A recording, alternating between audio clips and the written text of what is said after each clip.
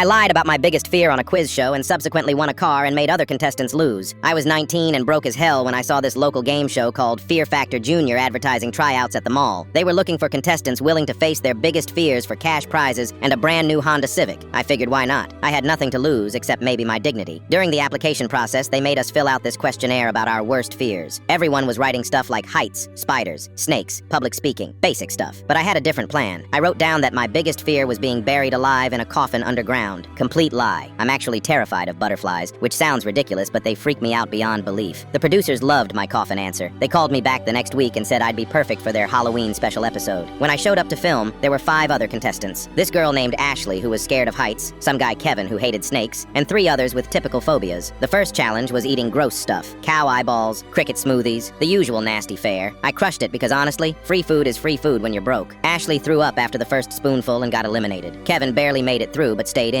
Second challenge was the snake pit. Kevin was shaking like a leaf before we even started. They had us crawl through this tunnel filled with harmless but huge pythons to retrieve colored flags. Kevin lasted about 10 seconds before he tapped out screaming. I just held my breath and went for it. Snakes don't bother me at all. Now it was down to me and this older woman named Janet, who claimed her biggest fear was drowning. The final challenge was supposed to be custom made for each of our fears. Janet had to retrieve car keys from the bottom of a murky tank while holding her breath. She did pretty well, got the keys in about 45 seconds. Then came my turn. They led me over to this wooden coffin sitting next to a pile of dirt. The host explained I'd be locked inside and buried 3 feet underground for exactly 60 seconds. If I lasted without hitting the panic button, I'd win the car. If I panicked, Janet would get it. Here's the thing though, I've never been claustrophobic. Small spaces actually make me feel safe and cozy. When I was little, I used to hide under my bed during thunderstorms because it felt like a fort. Being in that coffin was honestly kind of relaxing. They locked me in and started shoveling dirt on top. I could hear it hitting the wood above my face. The cameras were rolling, capturing every second for dramatic effect. Janet was watching from above, probably thinking she'd already won, but I was just chilling in there, thinking about what I'd do with a free car. Finally get a job that wasn't within walking distance. Maybe drive to visit my sister in Denver. The 60 seconds felt like nothing. When they dug me out, the host was acting all amazed, like I'd just performed some incredible feat of courage. Janet looked crushed. She shook my hand and congratulated me, but I could tell she really needed that car too. The whole studio audience was cheering as they handed me the keys to a silver Honda Civic. I felt guilty for about 2 seconds, then remembered I'd just won a car worth more than I'd made in the past year combined. Walking to the parking lot after filming, Ashley caught up with me. She asked how I managed to stay so calm in the coffin. I almost told her the truth, but then just said I used meditation techniques. She seemed impressed. I drove that Honda for 6 years until someone rear-ended me at a red light. Got a decent insurance payout though. The show aired 3 months later during Halloween week. My friends threw a viewing party at this sports bar downtown. Watching myself get buried alive on TV while eating chicken wings was pretty surreal. The editing made it look way more dramatic than it actually was. They added this creepy music and kept cutting to shots of Janet looking worried. Nobody ever found out about the butterfly thing.